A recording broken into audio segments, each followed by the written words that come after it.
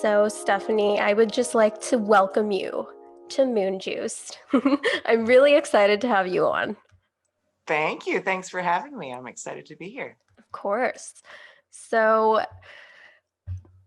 there's a lot to get into, but before we get into it all, let's just do a rundown of your background and what led you to doing Tao of Self.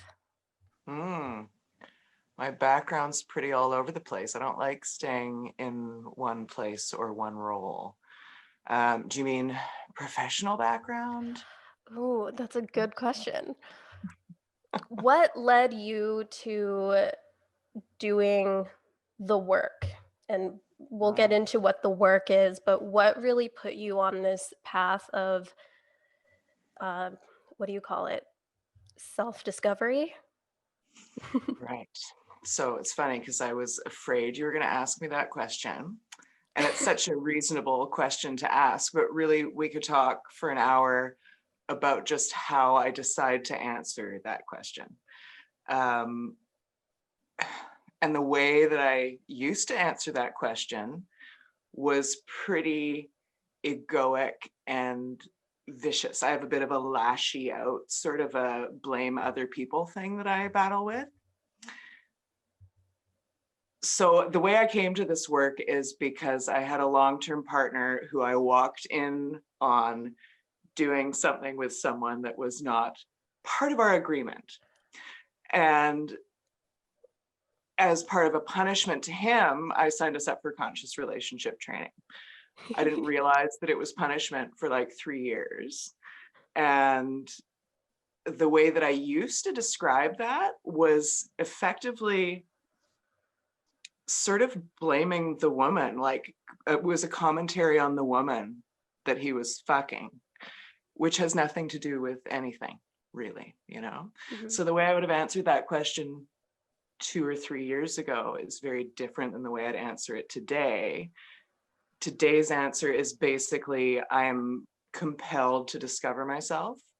Um, and I'm compelled to connect with people, and I'm afraid to connect with people for all the reasons that all of us are. And I'm not content to live that way. So I'm doing something about it. That's fucking beautiful. You know what? I learned that, well, from someone. She said that the ego compels people to go on this path of self discovery. Like, at first, we have all these egoic desires to find our self esteem, to find something in the material world to show us um, that we're worthy of all the great things and that we're loved. But then that is only, that can only take you so far. Like, that can only make you feel so good for so long, but then we start having like a way deeper outlook on things. So it like starts you on that path, and then you start seeing like your soul in that path. So yeah, Yes, that reminded scary me. shit. Yeah. Yeah, totally.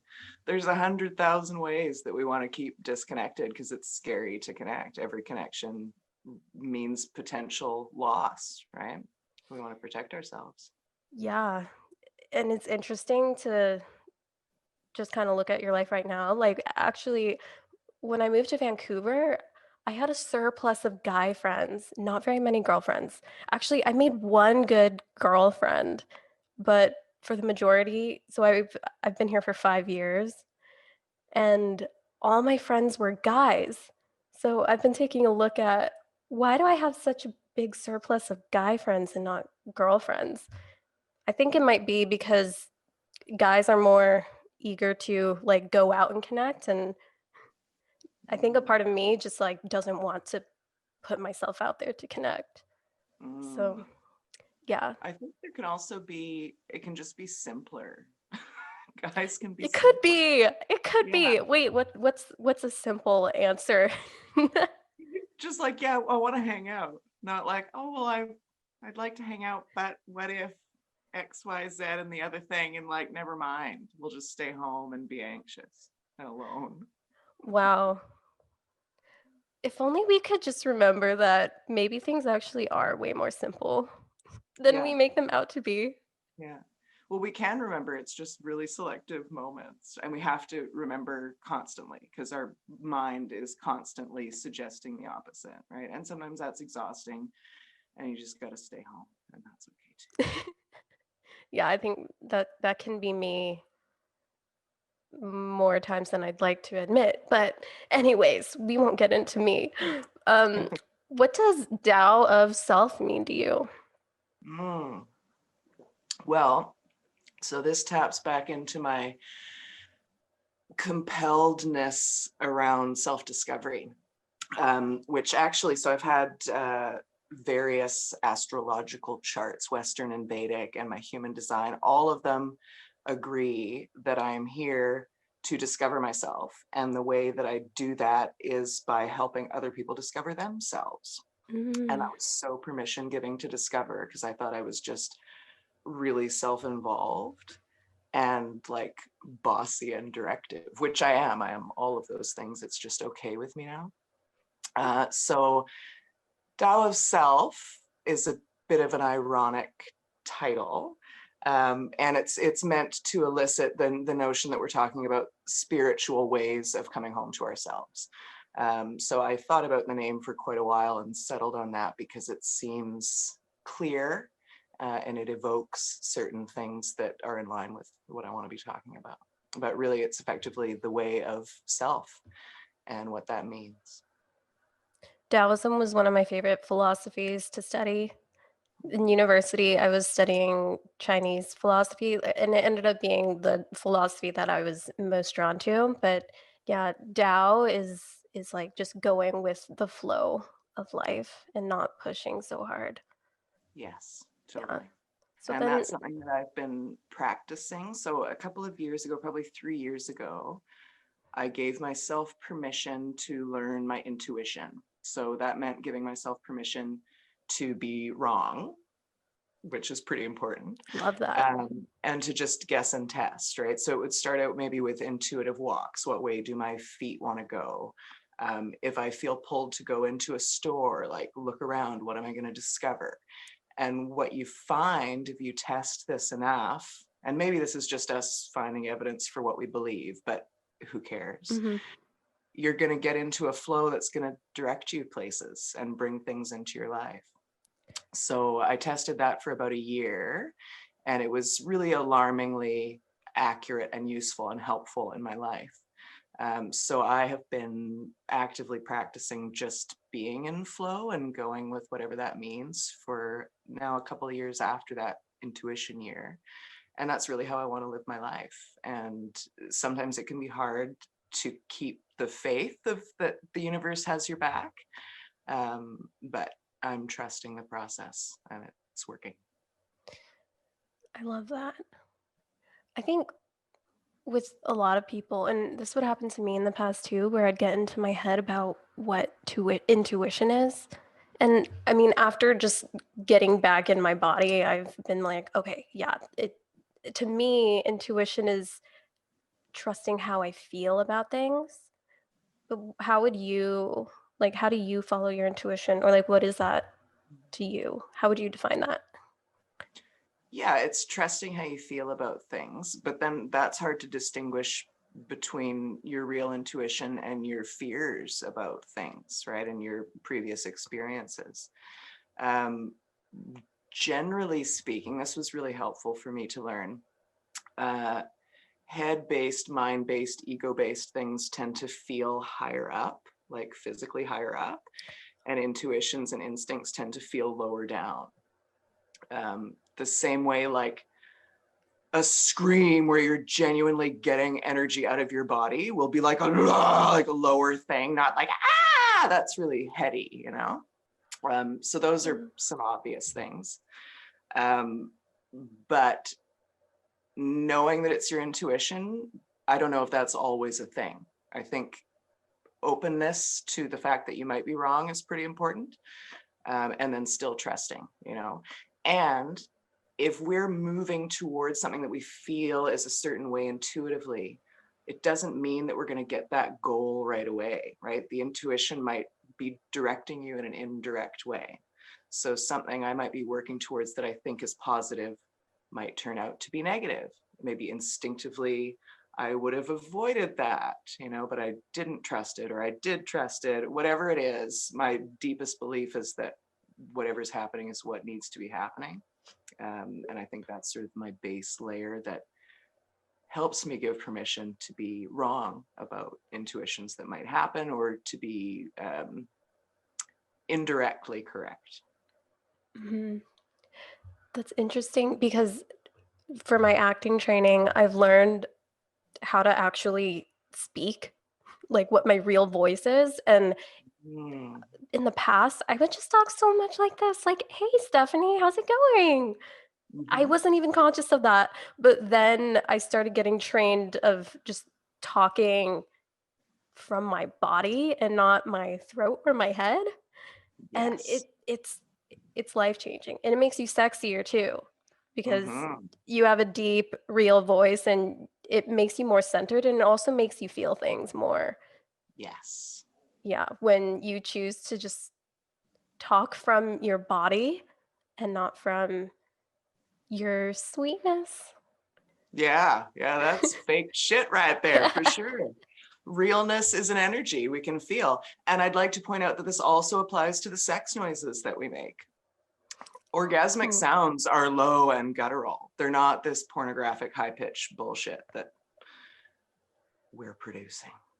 totally. Wow. Did you know uh there was a test on, sex noises, and this deaf woman, they recorded her having sex, and her sex noises were, like, so animalistic, like like, the most animalistic you could possibly think a human could get, and she was deaf, so then it Yes. makes you question, like, do we construct our sex noises Yeah, of course we to do. fit We construct everything. go into that? How do we construct everything? Well, everything that we do is designed to make us acceptable to other people. And we've taken cues about what that looks like from all the things we've ever encountered. And for a lot of people with sex noises, it's porn, right? We're not out watching hyenas fuck in the bush. We're watching Pornhub or whatever. Um, And it's funny because I think that what we really want to see is people's animalistic stuff. I think this is how like reality TV, I think, became popular because we all want to see. But then what's palatable to the public is different. We don't want to create any discomfort ever. And animalistic noises might make somebody uncomfortable for a minute, but I think it'll also be the realist.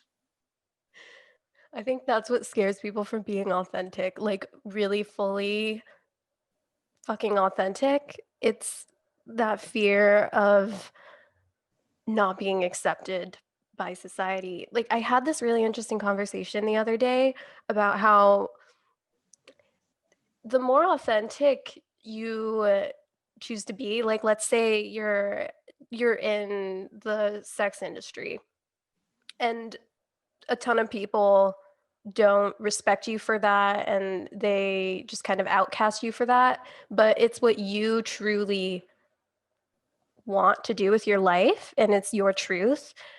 Does making yourself or does being like fully real with yourself and choosing to go that path, does that put you on a more lonely path, just being that authentic? Or does kind of choosing to conform to society in a way make you live like a less lonely life?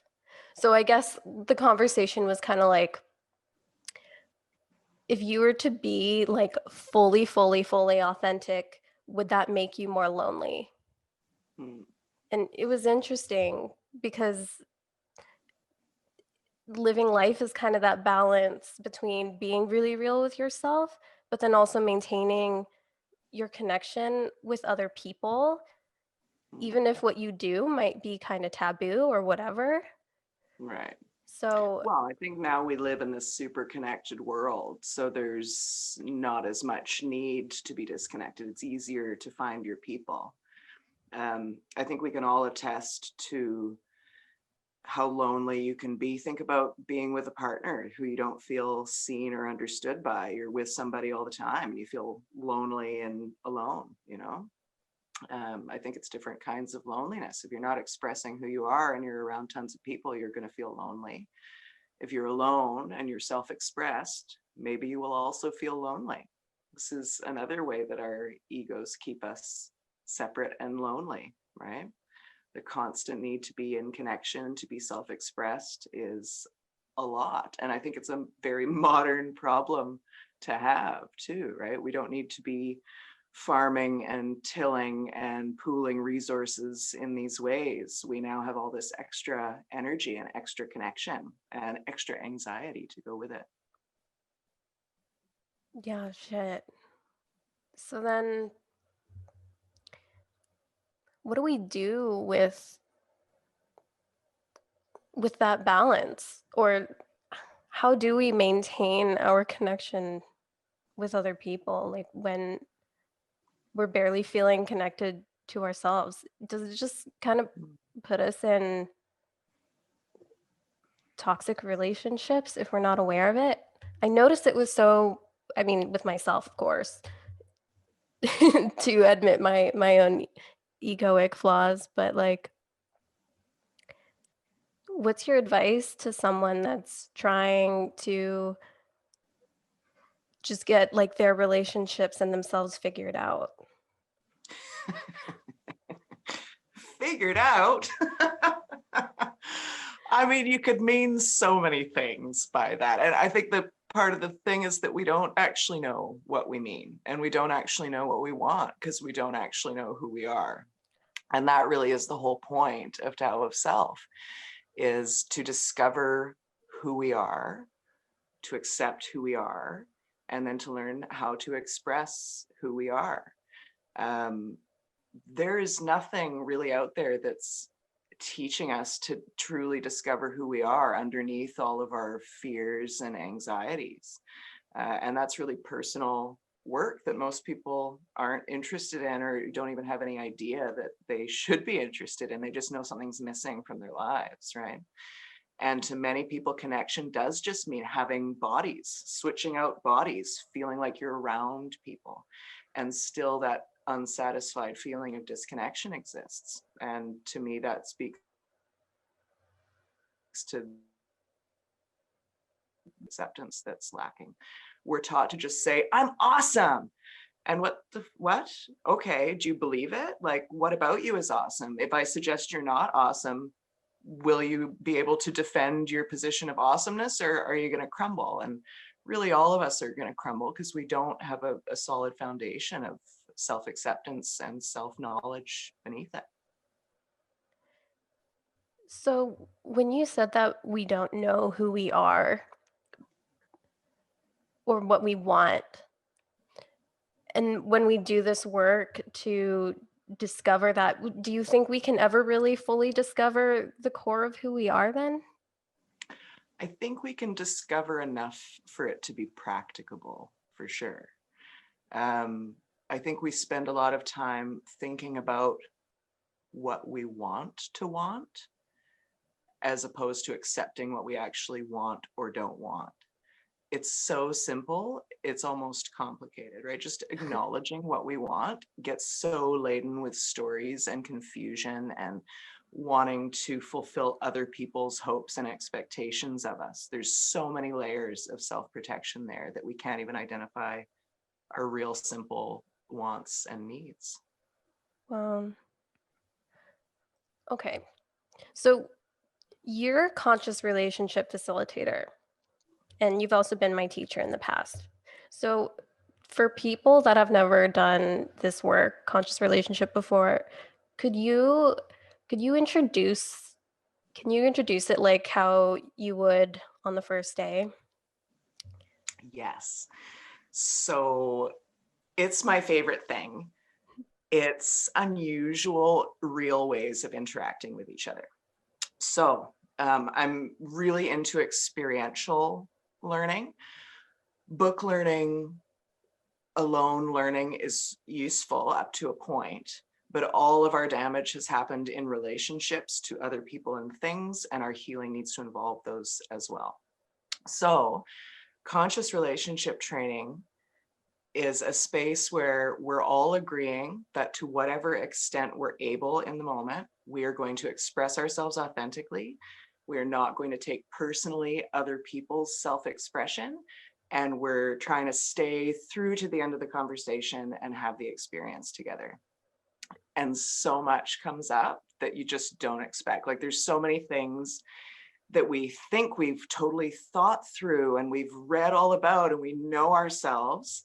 And the moment we get in another person's face or they get in our face, all this other stuff comes up. And that's where the magic is. The magic. Mhm. Can you define what a story is and what projection is? Yeah, so let me use a simple and useful example.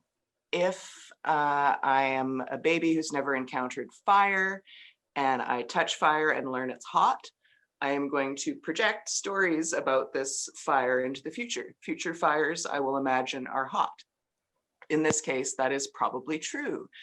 If I encounter a really realistic looking fire made of cellophane, I might project those same stories about fire onto this cellophane, even though they don't apply to the cellophane. So we have that same experience with people and every possible type of interaction we could have with them. Mm, I think, okay, when I was doing conscious relationship, I had to do it twice, and doing it twice actually really solidified it. It really solidified the teachings in my mind. So it's amazing how most of the stories that we tell ourselves about other people, it really tends to be like how we feel about ourselves, like especially when we're judging people or like hating on people or feeling a certain way. It's like actually you're seeing a projection of yourself on another person. Yeah, yeah, yourself or your experiences for sure. Yeah, and knowing that actually makes you take things less personally. Like that's what Mm, you mean by not taking things personally, because when people attack us, for example, like it's really just them just throwing their shit onto you. yeah. What I think about you doesn't necessarily have anything to do with you. It's got everything to do with my ideas about things. So then what happens when we do feel hurt by what someone says? Like what does it mean when we do take it personally? It means that there's something for us to look at in there. So if I comment right now that I think your green hair is stupid. Oh, my mom's calling. She heard us. Decline. Love you, mom. I'll call you later. Probably you're not going to take that personally or internalize it much because you don't actually have green hair. But if I have some complaint about something that you also view negatively about yourself, you're going to internalize that and take it personally and make it personal to you. Mm. So then what do you think is like the major core thing that you learned or that you teach about the ego, especially after doing conscious relationship? Like what's something everyone should know about their ego? Because I think for people that haven't done conscious relationship, like ego is just this really, I mean, it's a Freudian term, and like, I mean, Yeah. yeah, we've all heard like, don't let your ego get too big, or like, we've heard like little things like that, but I Mm, personally didn't really understand what the ego really was until I did conscious relationship. mhm, So, how can you teach someone right now, like in simple ways, about what the ego is really? mhm. Well, the ego is the holder of those stories, and it's a big protection buffer. So when people say, don't let your ego get too big, the idea there is that you're self-aggrandizing to the extent that you can't actually see what's in front of you. You're interacting always with your stories about things instead of what's actually really there. So when we talk about vanity in the ego, we think about having a big ego, but it's equally vain to have a really tiny ego where you feel pathetic and like you're so much less than everybody else. Both of those are just the flip side of vanity, of self-obsession, of looking inward instead of looking outward. Um, so what I would tell people about the ego is that it's useful and necessary and often wrong. So just check it.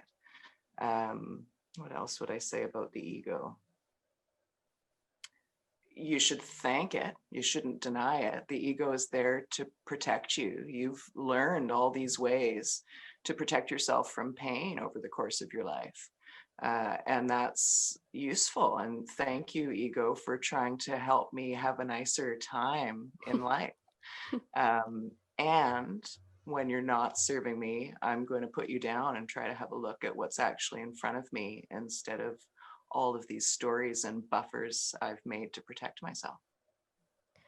Yeah, people make it so wrong to have an ego. Mm-hmm. And I think it's actually fascinating to explore your ego because, especially on the shadow side of things, like the self obsession, because generally people think self obsession is just people that have, yeah, this grandeur personality, like think that thinks they're the best in the world. But then we forget about the flip side of that, which is the self-deprecation. Mm-hmm. Yeah, and We're it's just obsessed. fascinating. Yeah. So, okay, and then now this goes into shadow work. And how do you explain shadow work to people that have never done it? Mm.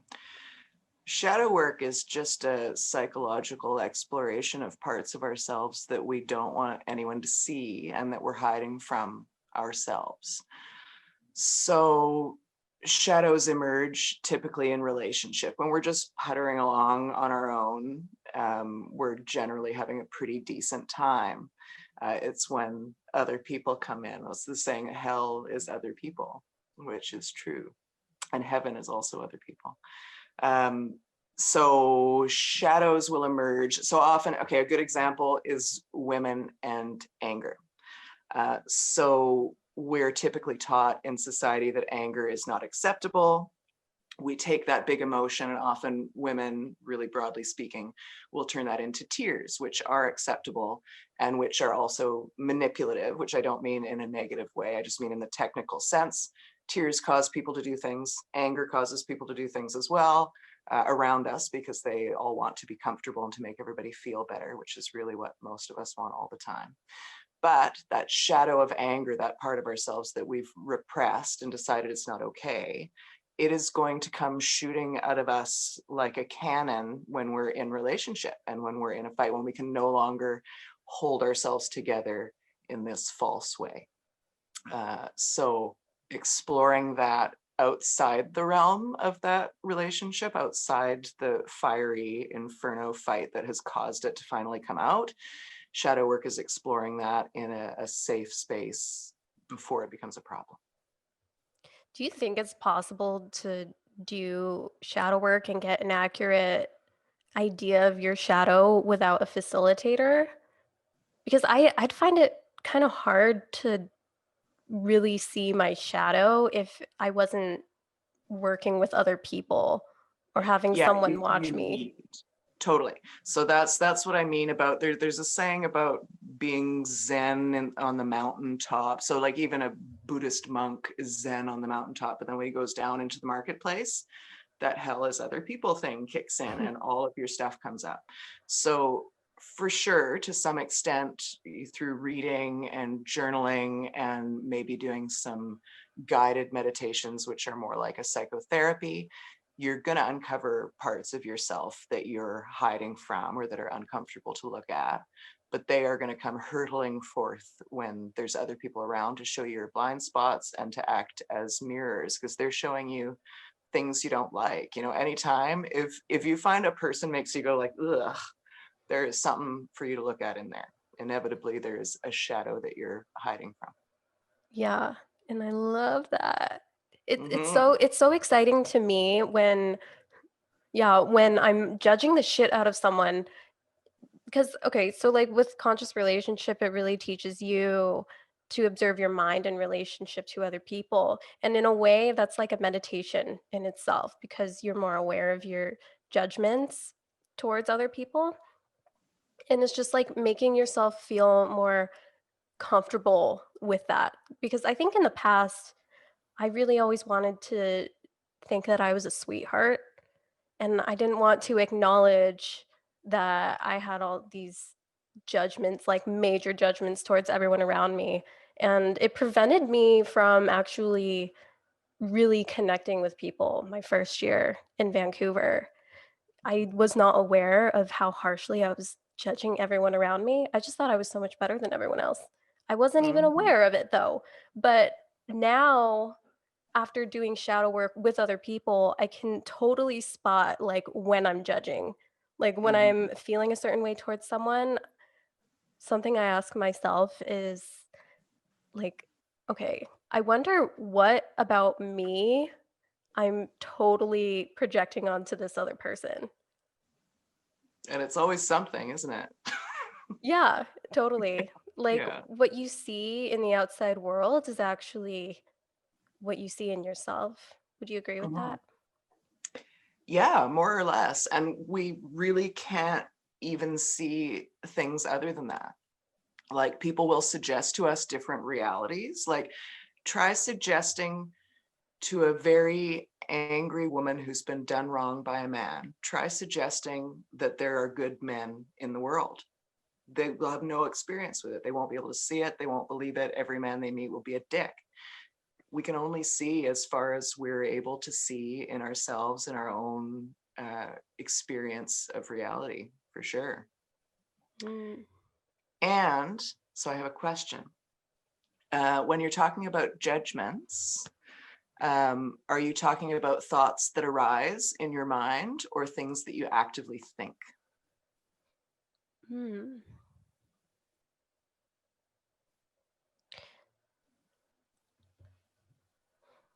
That's a good question because maybe I'm not always aware of whether I'm actively thinking or whether a thought is just arising.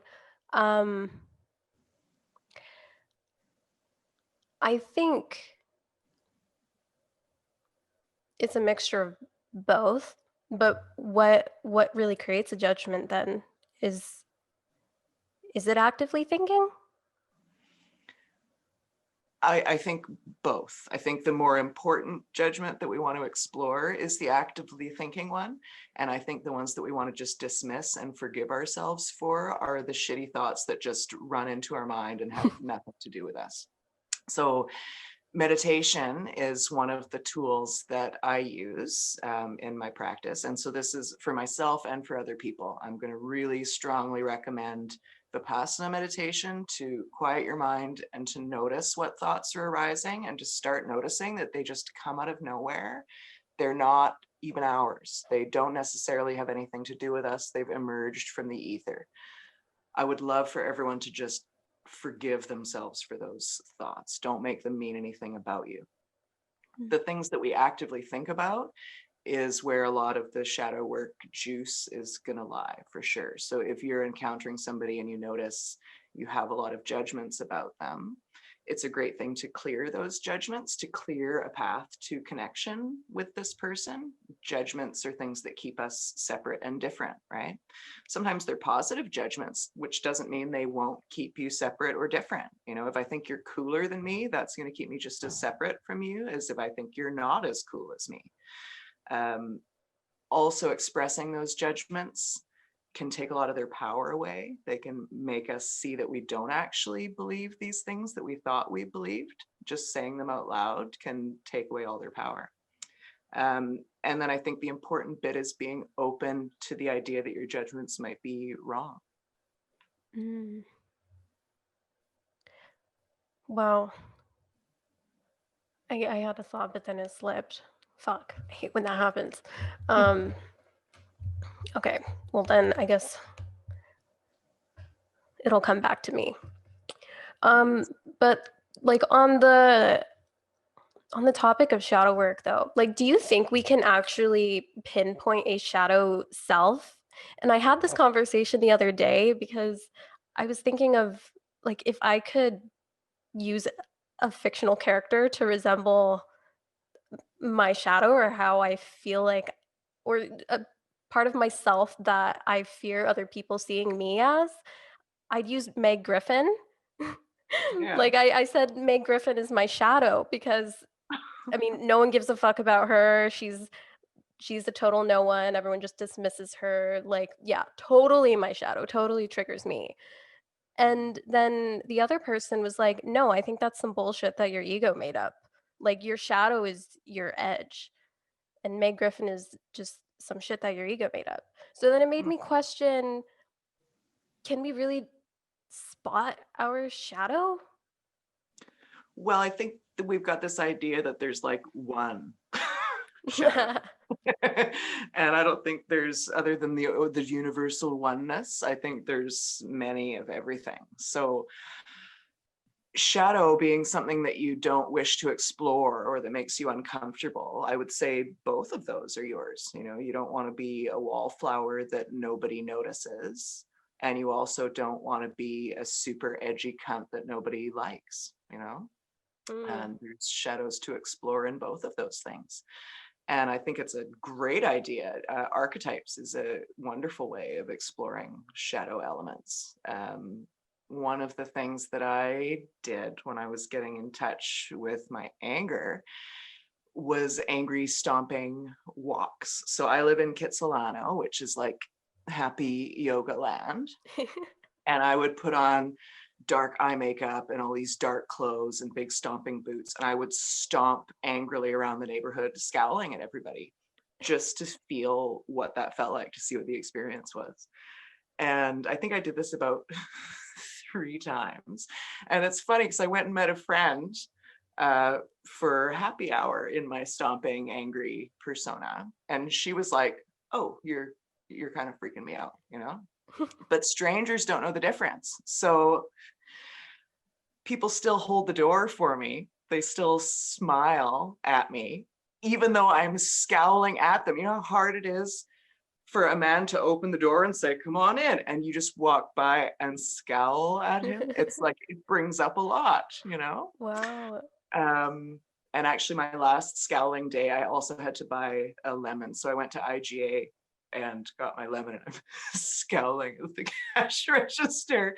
And there's 2 little girls who are just delighted and playing with each other at the cash register, and they can't stop looking at me and grinning. So eventually I grinned back and broke, and that was kind of the end of that character. But there's always a lot to discover. The other alter ego who actually reminds me of Meg Griffin, now that you mention it, Mm. is Jennifer. She's my inner child, and she's got like a headband and glasses and horse socks, and like her outfit is awkward, and like it's all the things that I would never want anybody to think about me. And trying that on and seeing it really doesn't inhibit interactions with other people, which is really interesting to discover. It's such an internal process. The judgments process is a very internal thing. And it's so fascinating. Mhm. How do we how do we confront the person that we're afraid of being?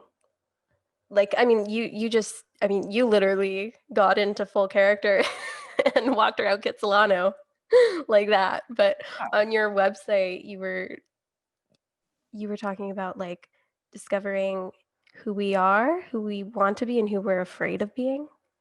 And I'm Yeah, very drawn to who I'm afraid of being. But like, how can we that's the land of shadow work, right? So yeah. the outer layer of us is who we think we are, and this is reflected in my Tao of Self logo as well. The outer layer is who we think we are, the middle layer is who we're afraid we are, and the inner layer is who we really are. And that's what we're trying to protect, that inner gold nugget of who we really are. We're trying to protect from pain by being afraid of things and by thinking things. What was your question?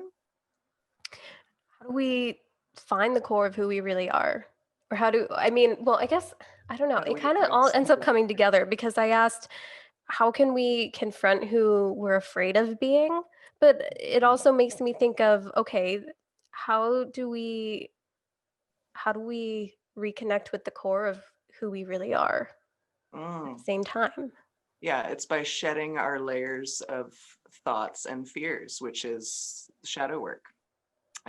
So all of the shadow work that I like to do centers around this idea of self-discovery, of unburdening ourselves with all the thoughts and fears so we can discover what's underneath, accepting what's underneath so that we can actually be with it, and then learning to express it in a healthy and safe way. So shadow work, I'd say, is the answer to your question. And so shadow work is one of the tools that I say I use to accomplish these aspects of self-discovery and acceptance and expression. The tools are meditation and shadow work, effectively. Mm. Do you think the core of who we really are is love? Those are words. Yeah. What do they mean? What does love mean? Yeah, I think my deepest belief is that we're all connected. And I don't mean that in a vague, ethereal way. I mean, literally, if the Big Bang Theory and what we believe about the universe is true, then everything began in the tiniest little head of a pin and expanded from there. And if what we know about quantum entanglement is true, then anything that's ever been in contact with anything is always connected to it in some energetic way that we can't yet measure. So I think we're all one. I think we're all connected. If you want to call that love, then yes.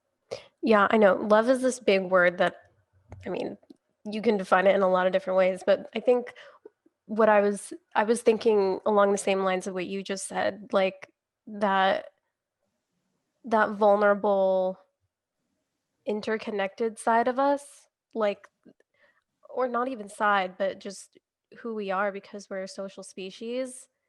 And like the core of us is maybe that part of us. Fuck, why do I keep saying part? But like just us, but open, like open heart. Yeah. Yeah. So I think then when you're talking about core, maybe you're meaning us undefended, Hmm. us open and undefended. Yeah. And I'd say that the core of that core is certainly just open connection. Hmm. That's a conscious relationship thing, right? Like the layers of self. I Yeah. think I remember learning that. Yeah. And so I should point out, when you're saying conscious relationship thing, you're talking specifically about conscious relationship training, Trainings. which is a particular way of doing this that's been founded by Phil Misselberger, who is also our teacher. Hmm. There's many approaches to conscious relationship, and people have all kinds of ideas about what conscious means. And there's a lot of bullshit out in the world, as we know, and on the internet.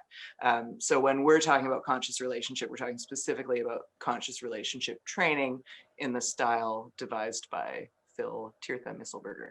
Right, right. Yeah. It's so like embedded in my head that I'm like, oh yeah, conscious relationship. Yeah, that Yeah, thing. right. And Yeah. I didn't know anything about it until I started discovering these paths. So I thought that was just the way. And when I hear people talking about consciousness and conscious relationship, I assume that they mean the same thing. Of course they don't. And this is a microcosm of life, right? We're using the same terminology and we're not meaning the same thing at all. We're Right. projecting our experience of terminology, Oh right? yeah. Look, we're actively projecting. Yeah, totally. So So on Thursday nights, I run a women's group. I co-lead that with Georgiana Lee, who is also a facilitator at Rising Woman. And one of the things that inevitably happens to, I'd say, all women who are dating is that they'll meet a man who says that they're conscious and they're like, oh, thank God he's conscious. And I'm like, what does that even mean? Like, we're conscious to what we're conscious of at any given moment. And that's a moving target, and it's always changing and growing. Being conscious of things and behaving in a way that indicates you're conscious of things and in integrity, and you care about how you act and how you affect people, those are all different things. Totally. Wow. Okay. So then I have like a philosophical question for you. What is the self?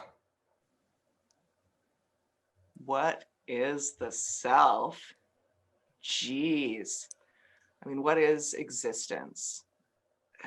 So, so I think that for my own personal interests, what the self is a vessel of experience. So we are here as individuals, as humans, to have experiences on behalf of existence, which cannot experience on its own behalf, right? So we have consciousness and we have experiences, and that's our unique gift as humans, as far as we're aware. So the self is a little Question nugget of mark? magic experience having. Yeah. Ooh. What is spirituality? What is spirituality? So the spirit is the bit of magic nugget that we have no way to describe. The spirit, I think, is our experience of energy, the consciousness within us, and our experience of that consciousness. Mm. And there's something there deeply magically interconnected that I hope we can explain with science sometime. Okay, what I mean by that is, take harmony and music, for example. There's some magical thing happens, right? Vibrations, something happens in our bodies. We have an experience of these things in a collective way, which we don't have with other things. Language doesn't give it to us, but music does, art does. The feeling, like something cellular that happens when we hear harmonies. Mm.